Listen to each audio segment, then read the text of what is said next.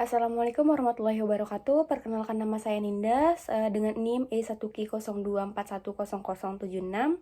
Saya dari kelas 1B, Prodi Pendidikan Fisika. Saya akan menjelaskan secara singkat materi yang saya dapat kemarin, yaitu kalimat efektif.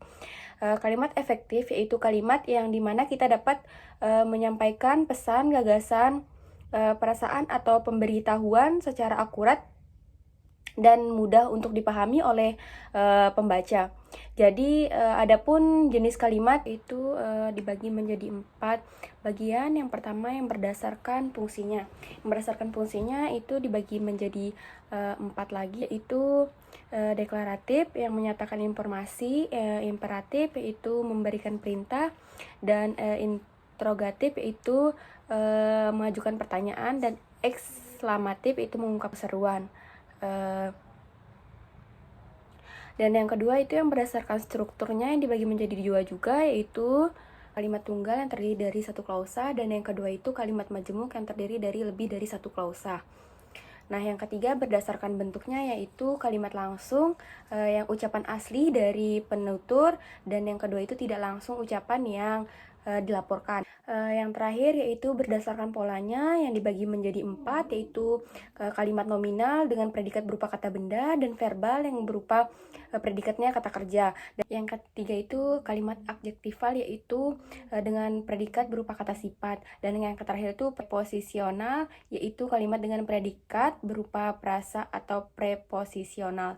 Baik, yang selanjutnya yaitu struktur fungsi kalimat yang dibagi menjadi 5, yaitu subjek yang dimana pihak yang melakukan atau menjadi pokok pembicaraan, dan predikat, tindakan atau keadaan yang dialami oleh subjek, dan yang ketiga itu objek yang dimana sasaran tindakan dari subjek. Yang keempat yaitu pelengkap, yaitu informasi tambahan yang melengkapi predikat, dan yang terakhir itu keterangan. Keterangan yaitu detail tambahan seperti waktu, tempat, atau cara. Baik, saya akan menjelaskan selanjutnya ke konjungtor kalimat. Yang pertama yaitu koordinatif, yaitu yang menghubungkan unsur yang setara, dan yang kedua korelatif, yaitu menghubungkan 2 unsur yang berpasangan. Yang ketiga itu subordinatif, yaitu yang menghubungkan klausa dengan yang tidak setara. Dan yang keempat itu antar kalimat yang menghubungkan kalimat satu dengan kalimat lain. Nah, adapun syarat kalimat efektif yaitu yang pertama kesatuan, kalimatnya harus mengandung satu ide pokok yang jelas. Yang kedua yaitu kesejajaran, yaitu struktur kalimat yang harus konsisten dan sejajar. Dan yang ketiga itu kepaduan.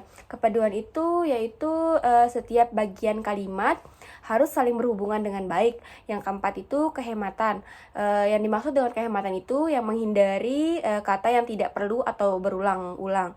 Dan yang kelima itu ketepatan diksi untuk memilih kata yang tepat sesuai makna.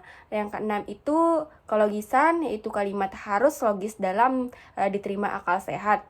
Yang dimana kelogisan ini harus masuk akal dalam menyampaikan sebuah kalimat. Dan yang ketujuh itu ketegasan yaitu kalimat yang harus jelas dan tidak ambigu. Yang kedelapan itu adalah kejelasan, di mana kalimat yang harus mudah untuk dipahami oleh pembaca. Dan yang terakhir itu ejaan dan tata bahasa, yaitu yang menggunakan ejaan dan tata bahasa yang benar sesuai dengan kaidah. Adapun permasalahan yang dapat saya ambil di dalam kehidupan sehari-hari yaitu komunikasi yang buruk. Komunikasi yang buruk itu permasalahannya itu salah paham atau ada konflik antara si A dan B karena komunikasi yang tidak efektif dengan antara kubu A dan kubu B. Jadi terjadilah konflik di dalam permasalahan tersebut.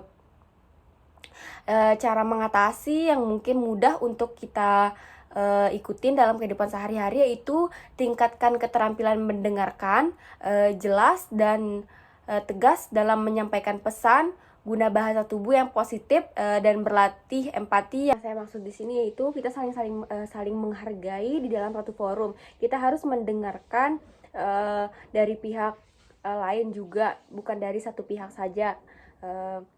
Dan kita juga harus mendengarkan secara jelas agar tidak terjadi konflik komunikasinya.